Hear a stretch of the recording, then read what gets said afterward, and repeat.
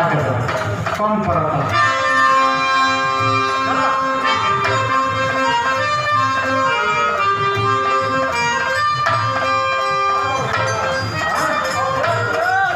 तभी और बढ़ा दो।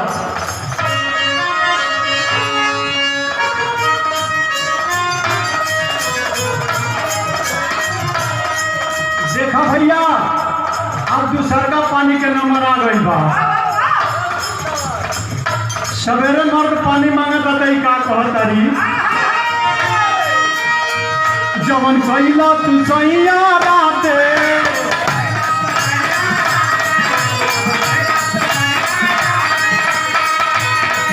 जवन कैला तू सैया राते, अब हिले दिखाते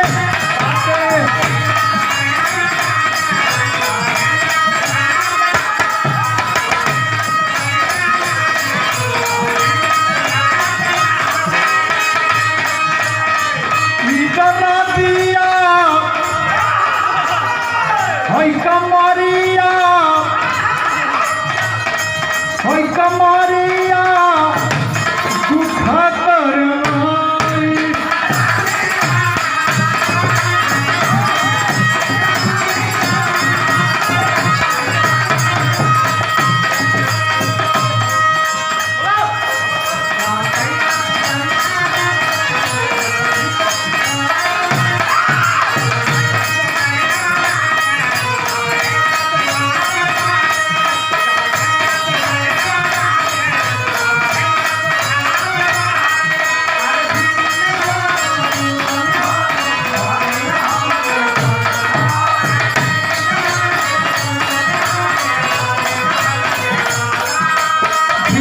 जाती दुर्गति हाथी परिणाम के राजा, हैदरा दिया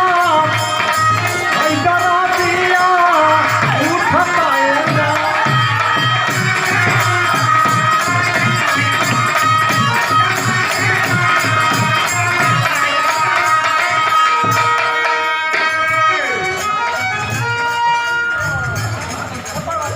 मास्टर साहब हमारे वाली बात कर, फिर वो समय का कहत रही ये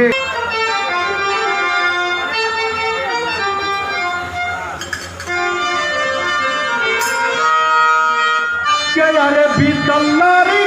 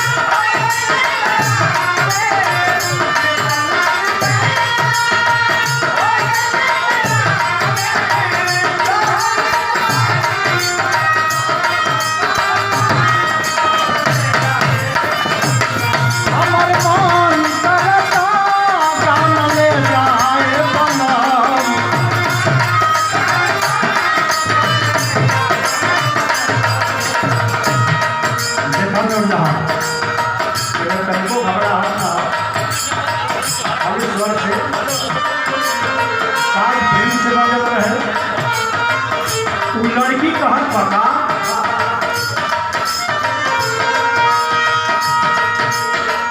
जाही दिन सैया जियो जियो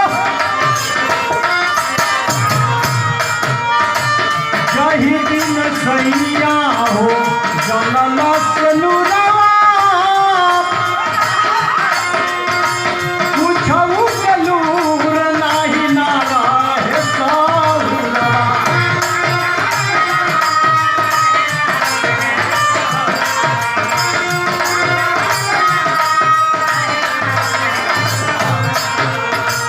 कहिया तू सैया जनल से नुरवा पूछऊ के लूर नाही ना रहे सहुरा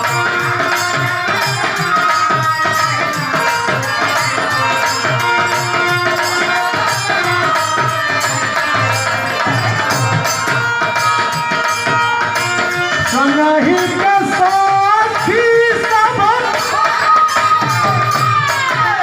और गइली गवनावा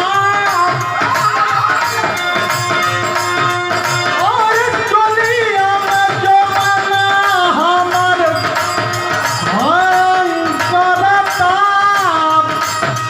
गवना में जाए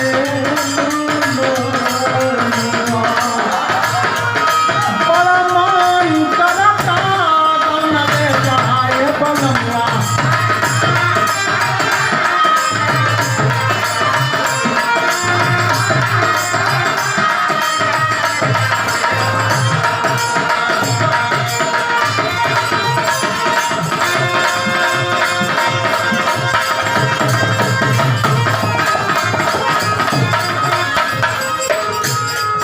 पुरवैया और ननदी अरे हई पवनवा झांकारे झोर अरे सैया जी के पूरल रे देहिया अरे हई बनरन के पूरल ये देहिया अरे नूरजहां तू खाली बड़ी जोड़ सैया जी के पूरल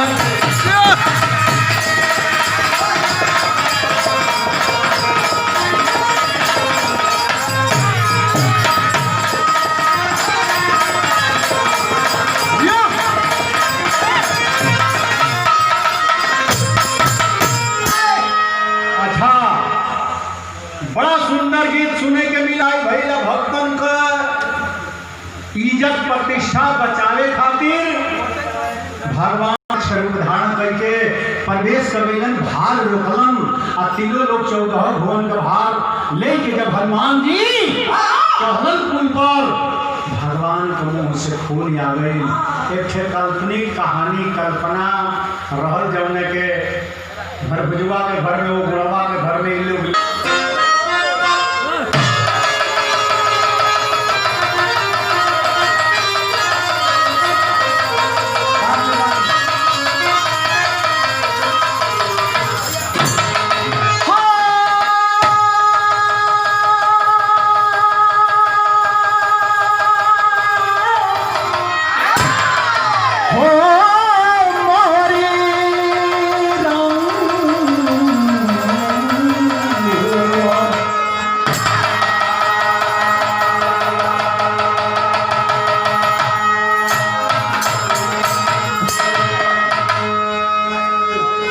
चार लाइन भूमिका के अंदर जरा गौर करेंगे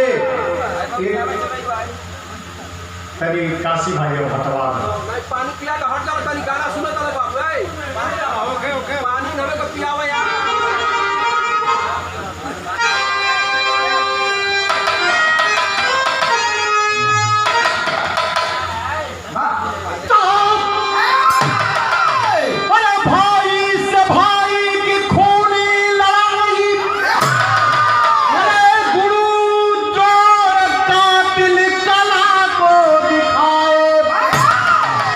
तो रचना किए चक्रव्यूह निरा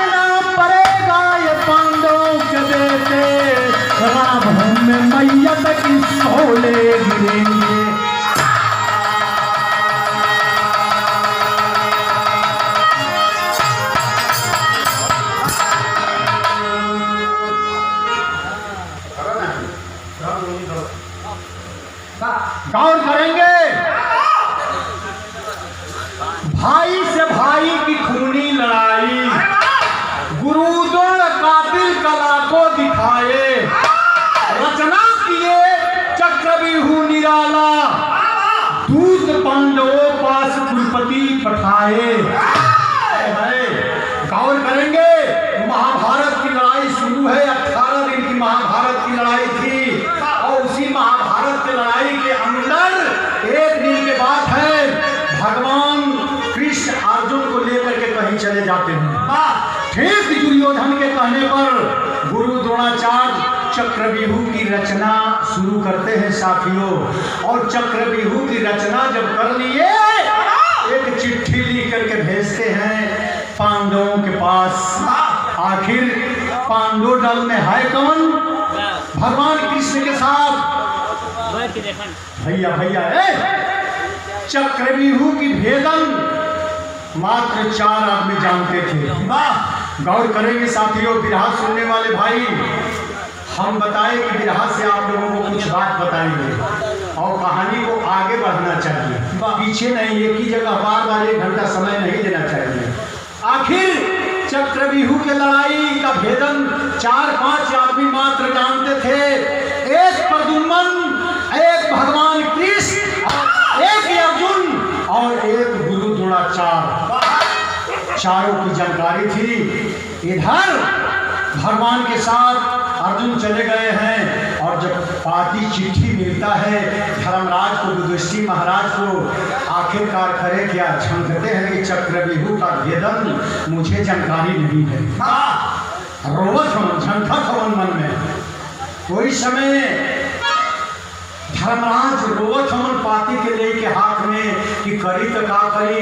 इधर दुर्योधन चैलेंज दिया है, लाल कोई पांडवों में दूध पिया है तो आज के सम्मान भूमि में आकर के देखो। चैलेंज लिखा है उस चिट्ठी में। एक लाइन भोजपुरी के गीत है, लाल बिहारी मिश्रा अपने राग में के गौले रहलन ये भैया, लेकिन इस सुभाष चंद्र बोस के नारा है। सुभाष चंद्र बोस जब इस देश के लिए, आजादी के लिए आगे क्रांति टोली बना करके निकले तो हर घर से एक आवाज लगाए काशी भाई। यहाँ में तर्ज है लेकिन उनका भाव भी सुना। सुभाष चंद्र बोस के ई नारा है, का लगल मास्टर?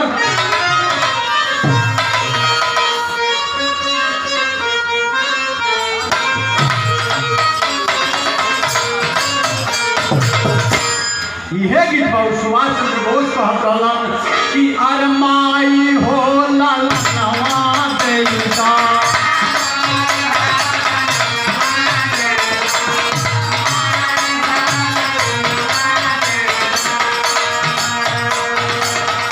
बहिनी हो बिरनवा देता,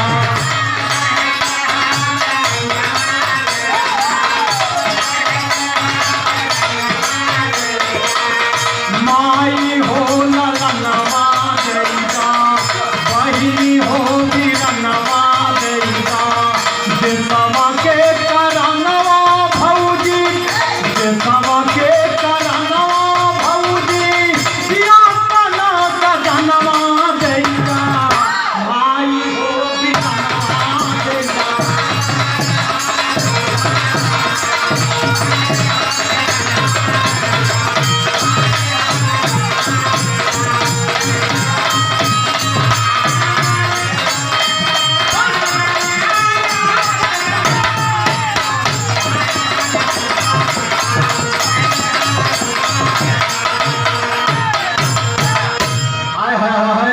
ये तो सुभाष चंद्र बोस कह रहे थे साथियों, लेकिन बिरहा में आज धर्मराज झंखत हमन तो कवि जी के कलम संकेत करत बका कि अरबाण ना बिरनवा अर्जुन,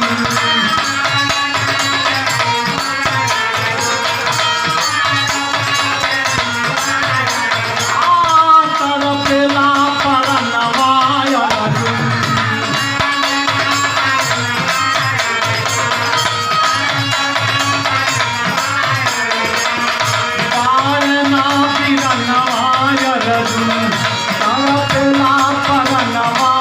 अर्जुन,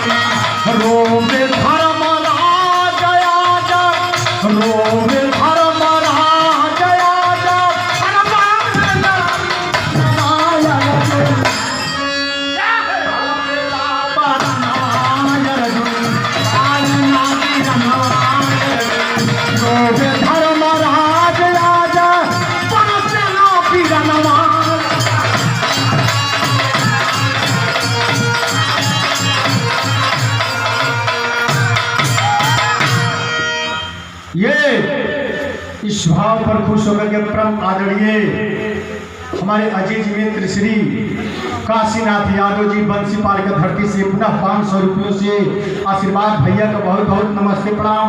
सब भाई लोगों का नमस्ते प्रणाम। आखिर धर्मराज सोच रहे हैं कि चक्रव्यूह का भेदन मुझे जानकारी नहीं है और भीम नकुल सहदेव मात्र 4 आदमी है खेमा में कही जाई तो का कही जाई सोचत बारन आज सोच के झरझर झरझर अर्जुन के बिना आंख से आंसू चलत बा हो भैया। वही समय में अर्जुन के बेटा अभिमन्यु पहुंचल।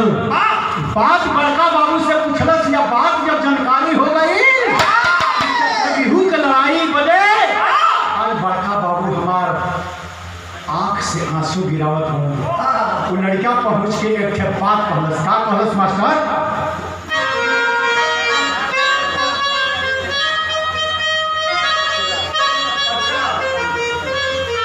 ये हर राम का छोटा भाई की तरफ से अच्छे लाल जी की ओर से 100 रुपयों का पुरस्कार बहुत बहुत नमस्ते प्रणाम।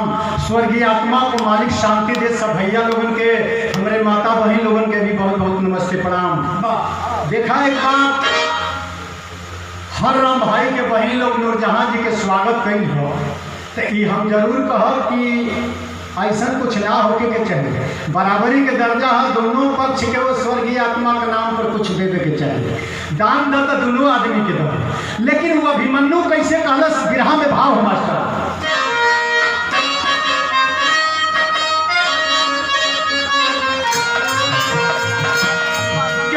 बोला अभिमन्यु तबले बोला अभिमन्यु तबले अरे आई के समाना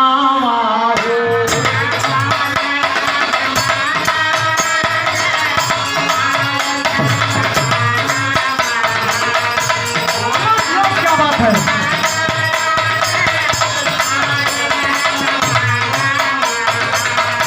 हथावा फाट तूरी देवे हथावा फाट तूरी देवे ओ दीवाना हो।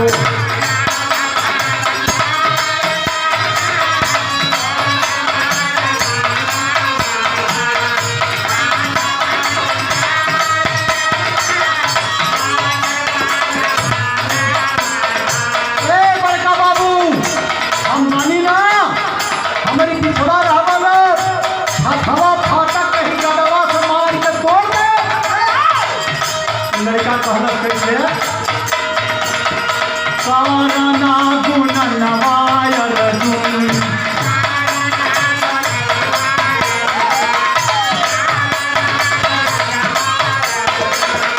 कार जलवा सुख नवाय अर्जुन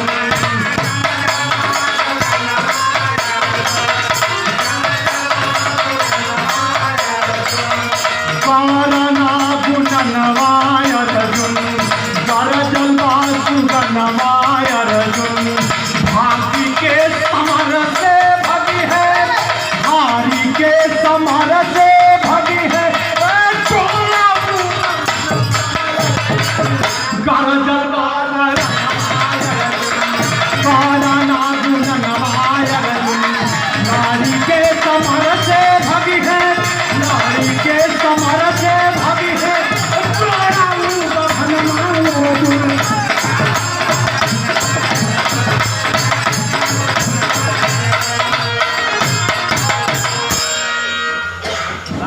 ये हरे राम के माता जी की ओर से 100 रुपयों का आशीर्वाद। मालिक सुखी रखे स्वर्गीय आत्मा को मालिक शांति दे। सब भैया लोगों को बहुत बहुत नमस्ते प्रणाम। गौर करेंगे वो लड़का कहत बा अभिमन्यु कि बड़का बाबू छठवा फाटक अपनी गदा से मार के तोड़ दे। लड़ाई के मैदान में बाभन साधन का करी है चल देता है लड़ाई के मैदान में। भीम नकुल सहदेव और धर्मराज लड़ाई के मैदान में चल दिया ना। जब लड़का इतना बात कहला अभिमन्यु तब भीम से गादा ले के ऐठ के भीम से एक बात कहन बिरहा के कहानी हमार सुनाओ बिरहा के शैली में।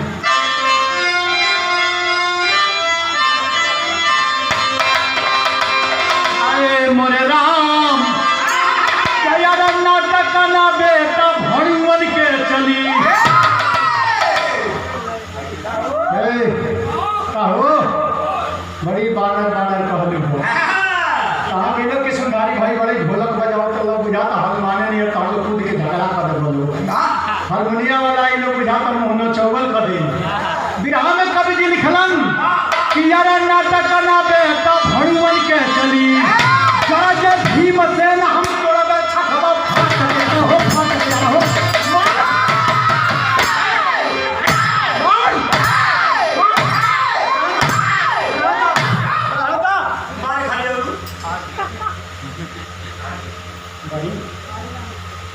ये हरे राम जी की बहन की ओर से 51 रुपये पुरस्कार वो स्वर्गीय आत्मा के नाम पर आज तिरही के दिन तक वो आत्मा देखता है कि मेरे लिए कौन क्या करता है। हमार बहन का करत बड़ी, हमार माई का करत बड़ी, हमार मेहरारू का करत बड़ी, हमार फूआ फूफा मौसी का करत बड़ू। आज देखत बड़ आज के बाद जहाँ जाना है जिस डोली में जाना है वह पंछी चला जाएगा साथियों।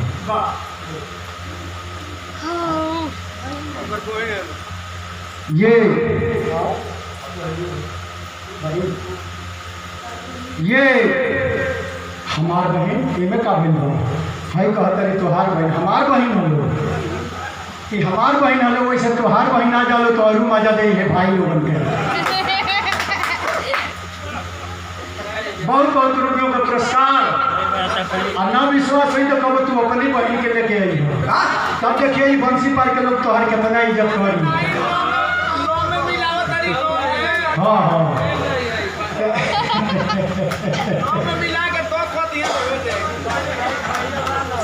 गीत लगल भैया गौर करेंगे लड़ाई के मैदान में चारों भाई भीम गाना नहीं के छत में छत छोड़ देले हवन बोले बेटा तोर पिछड़े हमरा छौ फाटा लगा तू देबे त सतवा त गादा से मार के है सरवन के भुइया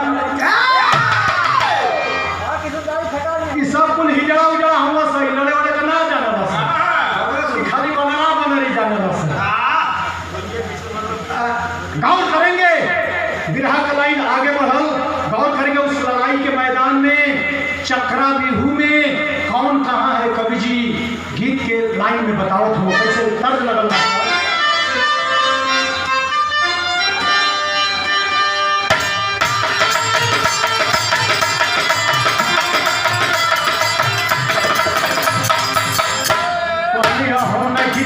लेकिन सुनले बानी भगवान के तो देखने में नहीं जाए आप लोग देखने हो कब हमारे गुरु जी स्वर्गीय रामदेव गुरु और पुल्लू जी के कार्यक्रम भैल है यही पीरपुर में दूधनाथ पहलवान के मंदिर के उद्घाटन वगैरह में आप लोग देखते हुई बात पीरपुर में तो हमारे गुरु जी का स्वर्गीय रामदेव गुरु अपने जवानी के आलम में आम है कभी सा भादों को महीना बा कैसे गाँव में मास्टर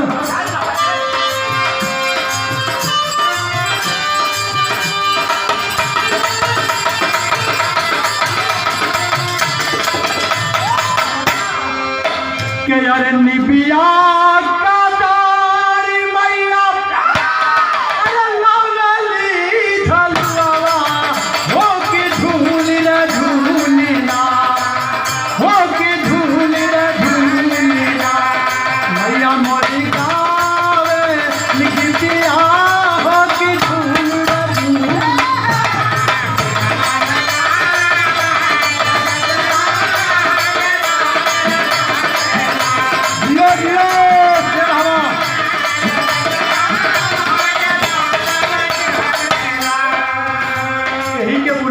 बुल्लू गुरु के देखते हुए वाले नकिया से गाँव है जब हमारे स्वर्गीय रामदेव गुरु गाँव है तो एक बुल्लू गुरु गाँव कैसे देखा विजयी भाई के गाँव का तो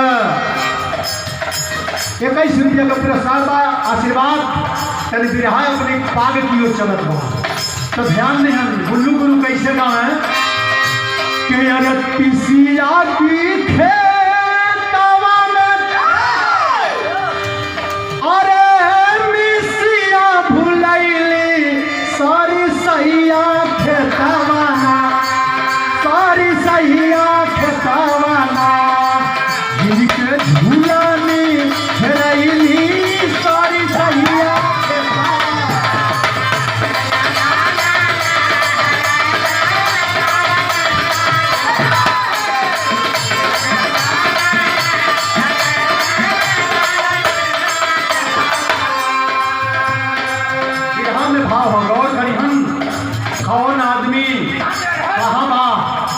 बिरहा में भाव है।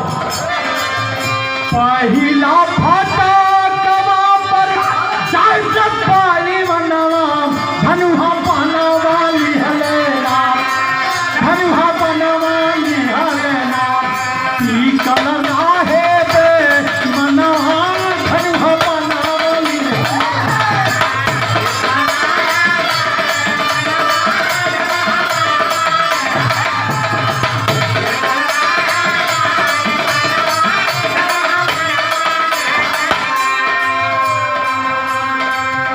पहला पर जयद्रथ और दूसरा फाटक पर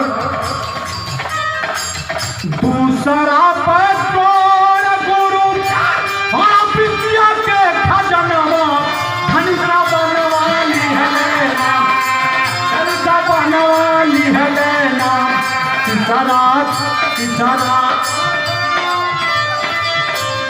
तीसरा विकार जवनवा धनुषा बनवाली हलेना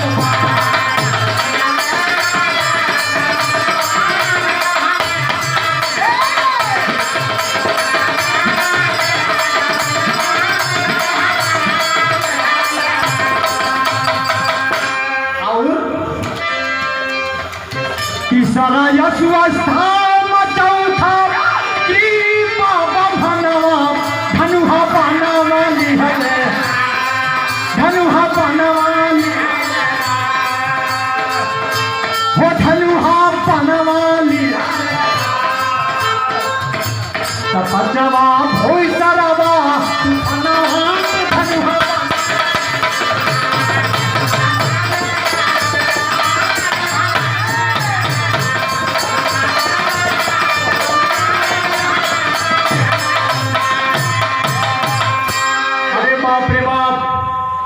ऐसे ऐसे करके पहला फाटक पर जयद्रथ टिका था।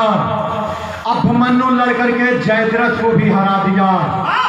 ऐसे करते करते छठवां फाटक को तोड़ देता है साथियों। लेकिन भीम सिंह जब सातवां फाटक पर पहुंचल है लड़का तो सातवां फाटक के भेदल जानकारी नहीं रहे। सातवां फाटक के भेदल जानकारी नहीं रहे। गौर करेंगे इस सवाल को। जब लड़का ललकार रहा था उसी समय धर्मराज पूछने लगे कि बेटा आखिर 6 फाटक के हाल के कैसे जाना करे। वो लड़का अभिमन्यु बतौले रहल कि ए बाबू जब हम माता के गर्भ में रहनी आ चक्रव्यूह के भेदन हमारी माई से हमार बाबू बतियावत रहलन तो 6वां फाटक के लड़ाई तो बतिया दिला रहलन। 7वां में हमार जन्म हो गई, पैदा हो गई, धरती पर आ गई। 7वां हम ना जानत रहनी।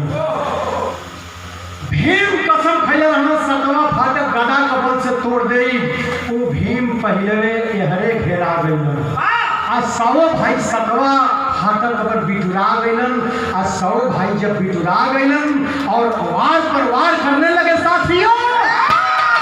जौनी समय एगो निहत्था बालक के ऊपर 7 महारथी और 100 भाई कांवरों मिल करके वार करने लगे। उस समय वो लड़का एक बात याद करके रोवत पा। गीत बदल गई मास्टर बिरहा में।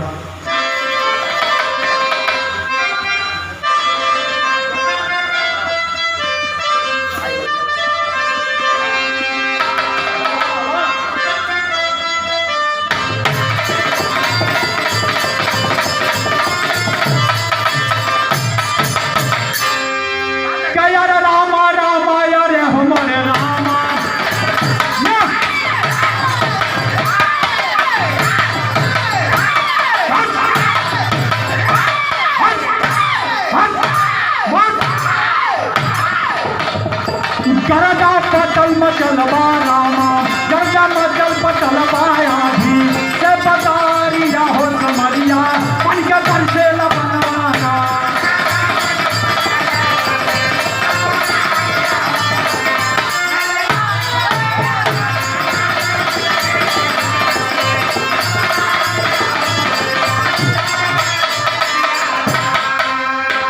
अरे तबीरवा जंगल के दिहल सहारा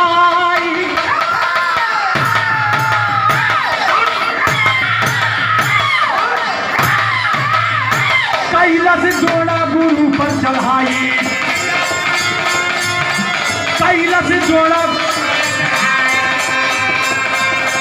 चाहते अमेरिका तब चाहते अमेरिका और खरिया सुअस्था माताते कैला कोई तरह कृपा पर चढ़ाइया हो तुम्हारिया अनका परिचय बनावा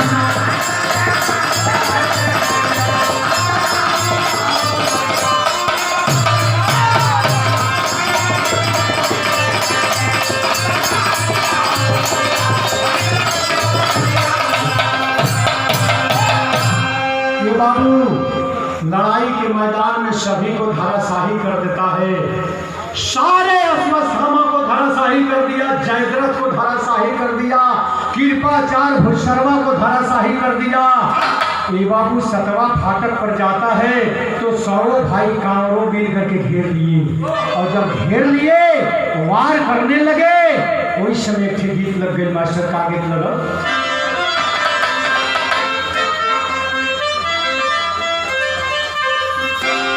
अब अहिने नूरजहां की ओर से सुनना हम लोग कचौड़ी गली सुन कैला रजऊ, लेकिन यही के हमारे गुरु जी गाना कैसे गा मास्टर?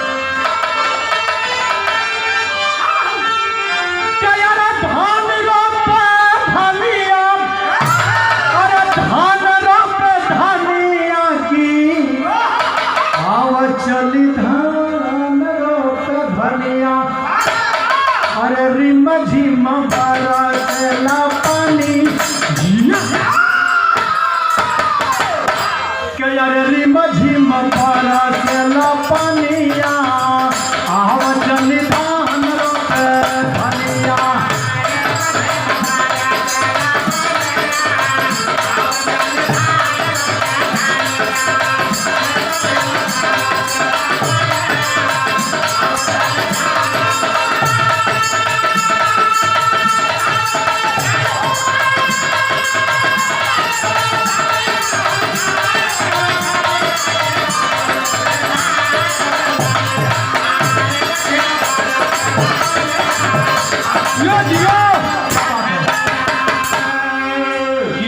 सतवा पसा दुश्मनवा बाबू सतवा पसा दुश्मनवा अरे अकेले भैया तुम लाना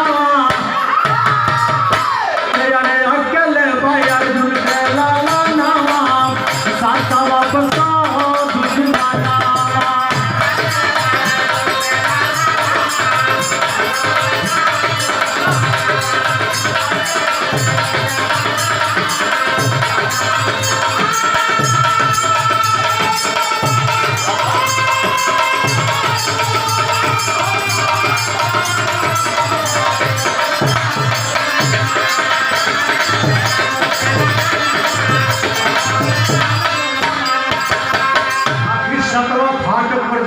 उस लड़के की बुद्धि काम नहीं करती है।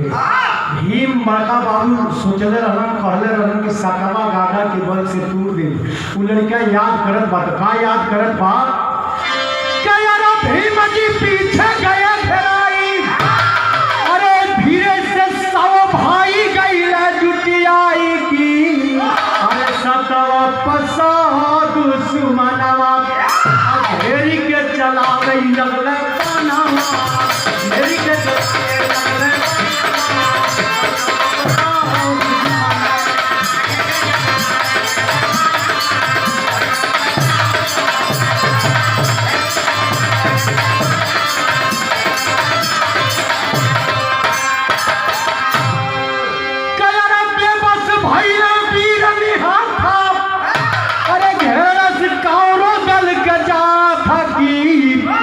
सतवा पसा दुश्मनवा अरे अकेले बाप अर्जुन कैसु गानावा ओ बाबू सतवा पसा दुश्मनवा। ये बाबू आखिर वार करने लगे। जहां एक महाभारत की लड़ाई में नियम और व्यवस्था कानून बनाया गया था कि निहत्थे के ऊपर कोई वार नहीं करेगा, जो गिर जाएगा धराशायी हो जाएगा, उसके ऊपर कोई वार नहीं करेगा। आज लोग की बुद्धि भ्रष्ट हो गई। जहाँ भीष्म दादा जैसे बाल ब्रह्मचारी थे, विद्वान थे, विदुर जैसे विद्वान थे, सारे लोगों की बुद्धि काम नहीं करती है साथियों। एक निहत्था उस बालक पे 100 भाई कांवरों सारे लोग गिर करके वार करने लगे, और जब गिर जाता है, धराशाही हो जाता है, उस समय जयद्रथ उसके सिर पर हाथ रख करके मसलते हुए आगे बढ़ता है। इतना अत्याचार! गौर करेंगे साथियों, उस समय लड़का उस समर भूमि में, रणभूमि के मैदान में गिरा हुआ है। एक बार याद आता है पिताजी के, और पिताजी का जब याद आता है, वो लड़का गिरा हुआ छटपटा करके याद करके एक बात करता है, मास्टर निर्गुण लगल जोई हम जनती।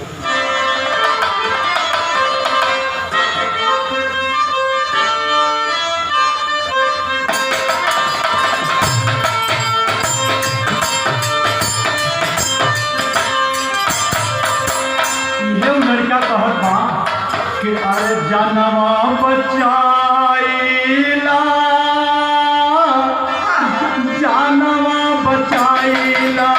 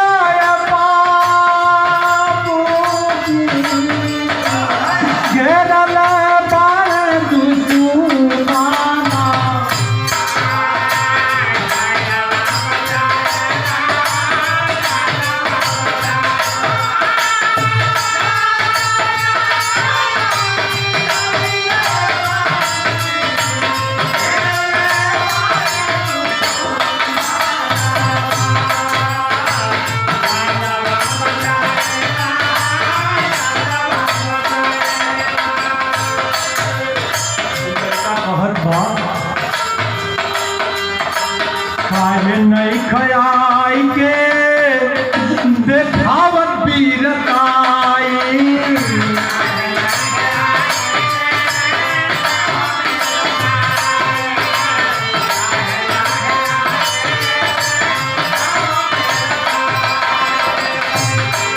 वो कहवा बड़े मुरली वाले कुंवर अपना,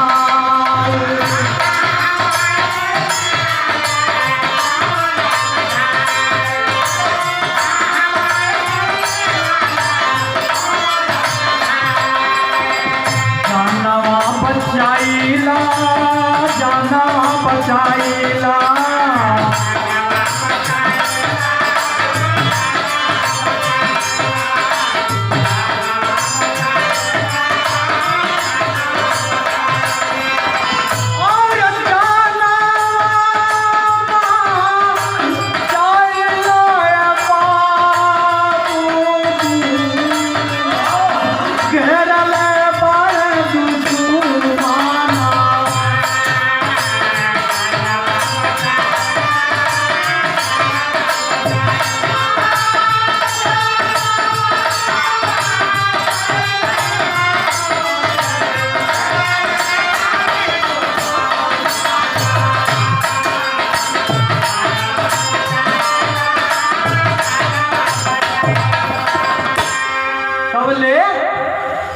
कियर गदवा से वार आके दूसरा सन बकैले,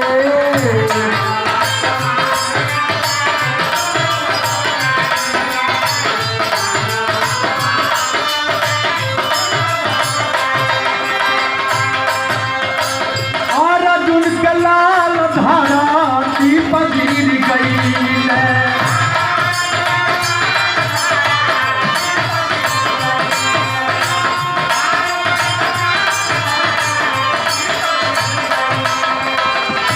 समय लड़का याद करत भाई अर्जुन से कहत बता, कहाँ चल गईला, कहाँ चल गईला,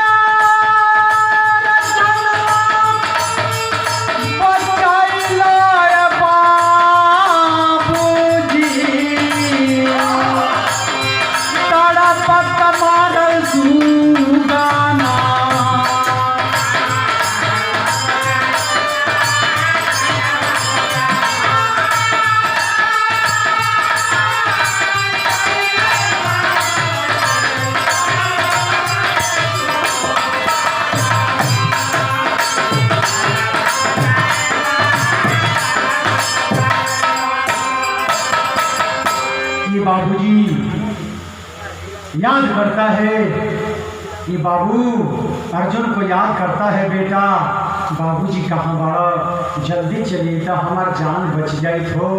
लेकिन भगवान कृष्ण के साथ में चले गए हैं। आज 100 भाई कांवरों मिलकर के धराशाही कर दिए। अभिमन्यु की जान चली जाती है।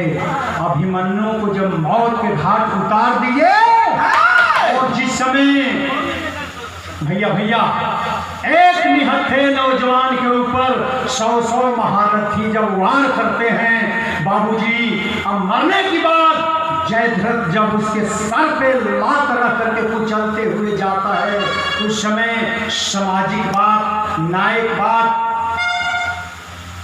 कवि की कलम संकेत करती है। अल्लाह का लाइन में मास्टर नारे नारे ना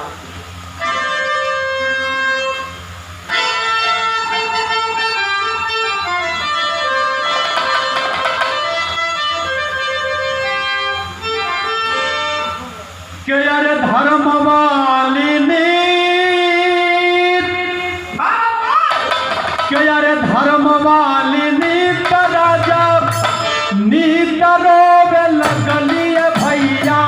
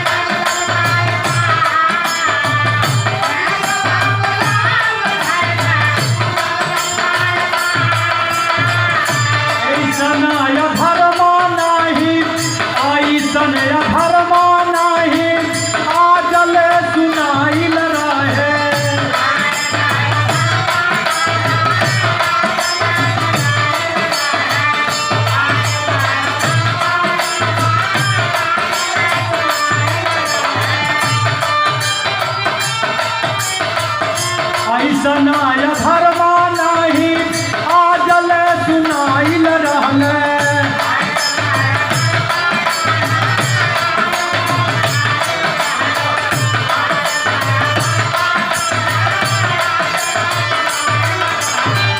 तू खरा में रोवेला था रबिया समा,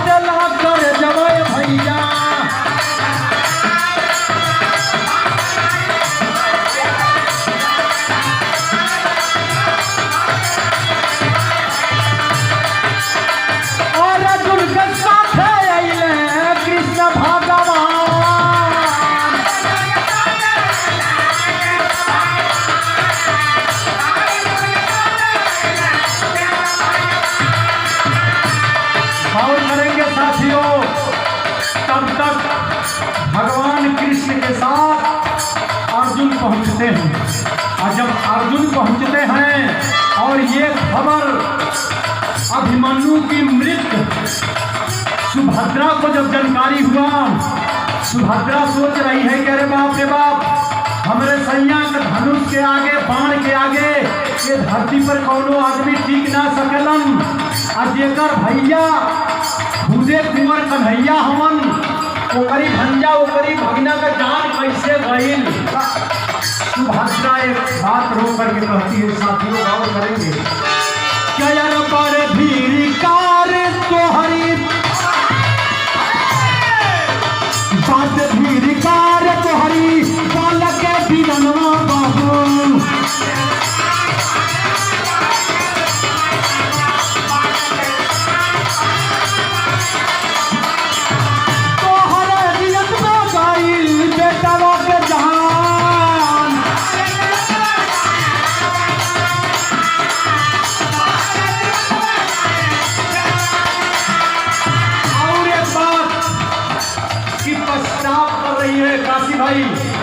काशी भाई इस विरह में बड़ी ऊंची बात है और एक पश्चाताप कर रही है सुभद्रा। गौर करेंगे, सुभद्रा के शादी चढ़ करके नहीं हुआ था। भगवान कृष्ण के इशारे पर सुभद्रा को हरण कर करके भगवान अर्जुन लाए थे। तो सुभद्रा वगैरह रोई के कहत भाई अर्जुन जी के बारे में कहा। गौर करी हम कि अरे जानती कि अर्जुन बाणे, जानती कि अर्जुन बाणे, ये कदम ही जानवाय भैया।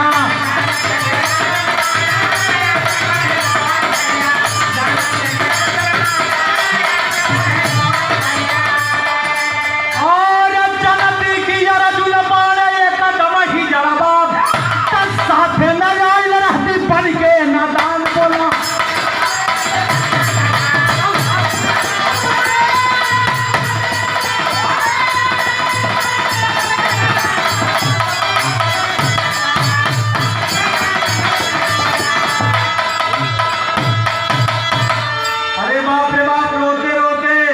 सुभद्रा एक बात कहती है कि अगर जानले रहते कि अर्जुन एकदम साचो का हिजड़ा बाड़ा, इनके साथे हम भाग के ना आई रहती। इन लोग के दू वीर के रहते हुए भगवान कहल जाला, ये धनुषधारी कहल जाला, आ इन लोग के रहते हमारी बेटवा के जान चल गई। आए है भगवान सुभद्रा के अपने बहन के समझावत हम। बड़ी ऊंची बात कवि जी लिखलन। गौर करेंगे बिरहा सुनने वाले साथी खड़ी के लाइन में कहना हम मास्टर कैसे आप लोगों का हम बोल देंगे कभी बिरहा की लाइन हो जाए।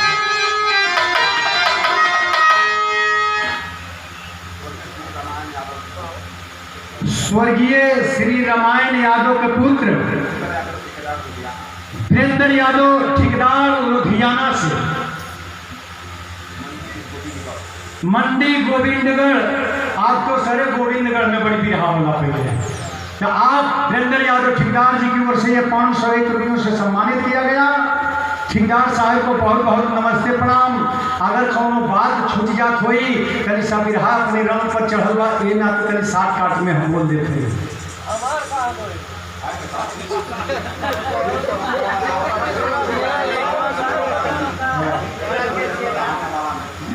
हाँ सही बात है, कोई अर्जुन कहाने वाला नहीं।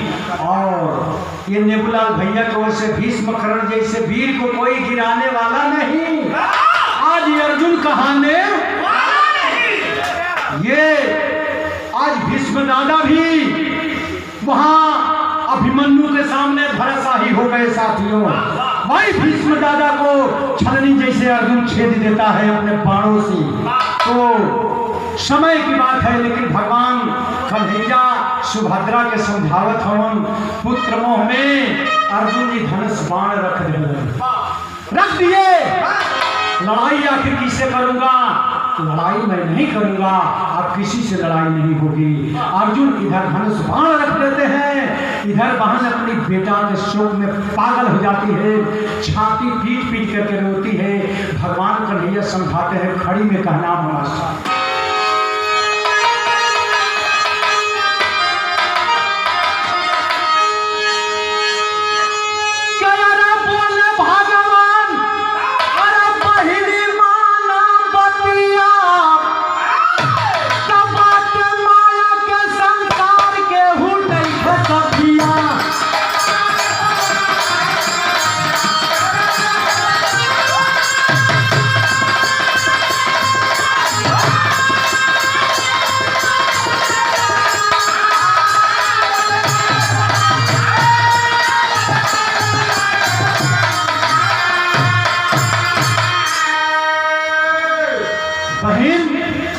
ये जानना चाहत हूँ, आगे जान लो। कहल कैसे कि काल के कमाल क्षेत्र में दिखाई, और पांडवन के छोड़ के हूँ बचे नहीं पाए।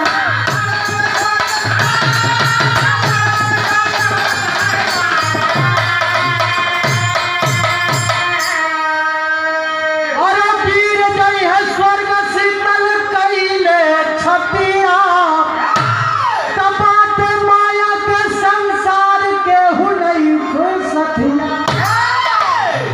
चलन ये बहन काल भैया कल इसका परिणाम आपको देखने का मिलेगा। उस लड़ाई के मैदान में 5 लोगों को छोड़ करके कोई बचेगा नहीं। और तुम्हारा बेटा, नहीं जानती हो तुम्हारा बेटा कौन है? बस 2 मिनट, तुम्हारा बेटा कौन है बताते हैं भगवान कन्हैया। वो अभिमन्यु का रहल, कौन रहल? गौर करेंगे, लिखल गई, क्या लिखल गई? अरे मेघनाद, पहले जन्म में गौर करेंगे त्रेता में कि मेघनाद अभिमन्यु राक्षस रहल खुखार हो, और अभिमन्यु बनले बेटावा तो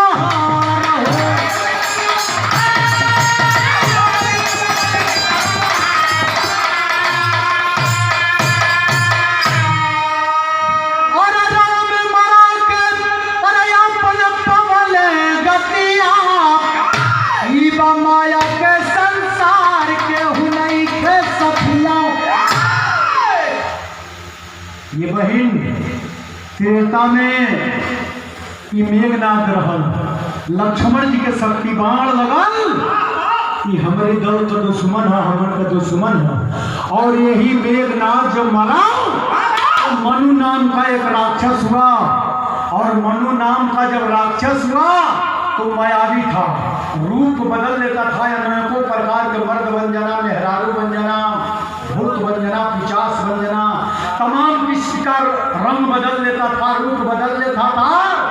और यही तुमको याद होगा जब हम इसको मारने के लिए गए तो बुद्धि से काम लिए, बुद्धि से काम लिए। तो कौन सा बुद्धि?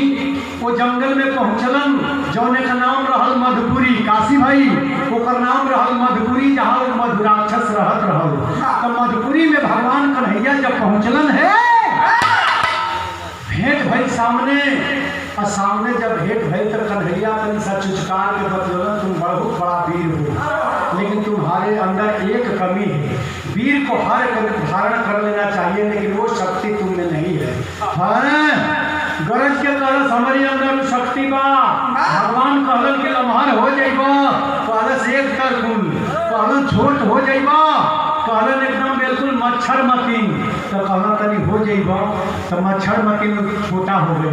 भगवान कन्हैया कहलन है एगो डिबिया बाई में घुस सकेला, कहलस घुस जाइए। आज वही डिबियावा में घुसल भगवान चट्टे ओकर बन कर दी। अब भगवान के दुलरवी बहिन रहली सुभद्रा, भगवान कहीं से आवे तो कुछ बगली में लेते आवे खाए बदे, सुभद्रा के आदत रहल, वही डिबिया के निकाल लिए भैया, और डिबिया खोल के जे वही मुँह बाव तरी कर ले, राक्षस वही पेटे में भगवान कन्हैया कहना क्यों है मनु राक्षस भैले बेटवा तुहार हो। कहलन कैसे?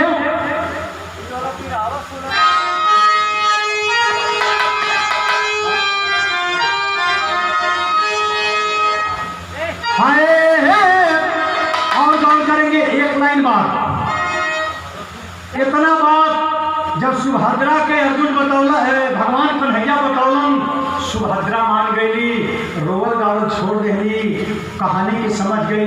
लेकिन हर लड़ाई के मैदान से अर्जुन जी साफ इस्तीफा दे दिलन। आय हाय हाय बेटा कहले हमन भगवान कन्हैया कहलन नाम मन पर चलबत तुम्हारी बेटा से दर्शन करा दे। गौर करेंगे साथियों, भगवान कन्हैया के साथ अर्जुन स्वर्ग में पहुंचल हमन। कुछ लड़कन में जैसे लड़का आजू खेलन, अभिमन्यु वही लड़कन में खेलत बा। अर्जुन जी के इशारा कैलन भगवान कृष्ण है तहार बेटवा बा, आ जाए के धाई के गोदी में छाती से छाती मिलाई के रोज बनन, अरे बेटा यहाँ तू लड़कन में खेलत हुआ है, तुहार बाप तोहरे बिना अन्न दाना सब कुछ त्याग कैले हुए, चल बेटा चल। फटकार करके वो लड़का बोलता है, कहलस का अरे स्वर्ग से अभिमन्यु तब बोला फटकार हो, अरे कोई जन्म रहा ना तू बेटा हमारा।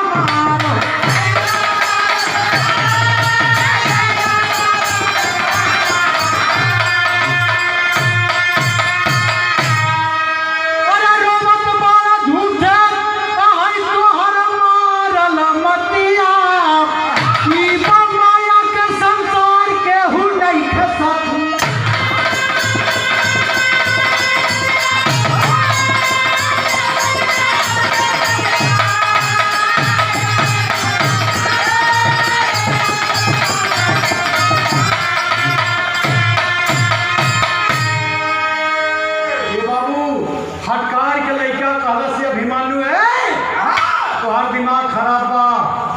कई जन्म तक तू हमार बेटा रहल, तुहके एको बार कहीं न याद कैली, न बुलावे गई, न पूछे गई। एक जन्म तक तुहार हम बेटा बन गई, यहाँ तक हमार पीछा करत बड़ा।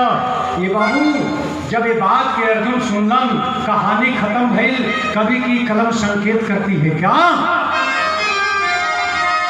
कि मिलल ज्ञान के ज्योति अर्जुन हो गई है खामोश। अरे माया के संसार निराला, अरे कहे कभी संतोष हो।